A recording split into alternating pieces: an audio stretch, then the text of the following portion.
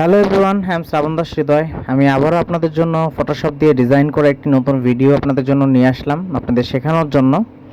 তো ভিডিওটি পুরো না টেনে আপনারা পুরোপুরি ভিডিওটি দেখতে থাকুন এবং অনেক কিছু শিখতে পারবেন। আজকের ভিডিওতে আমি দেখাবো কিভাবে ফটোশপ দিয়ে লাইভ ইফেক্ট তৈরি করা যায় খুব সহজে। আমি শ্রাবণ দাস হৃদয়, একজন ফ্রিল্যান্সার এবং গ্রাফিক্স ডিজাইনার।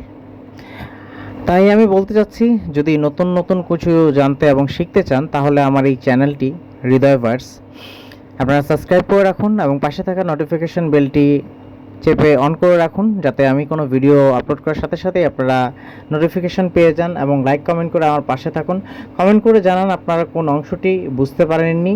আমি প্রত্যেকটা কমেন্টের উত্তর দেওয়ার জন্য প্রতিজ্ঞাবদ্ধ রইলাম।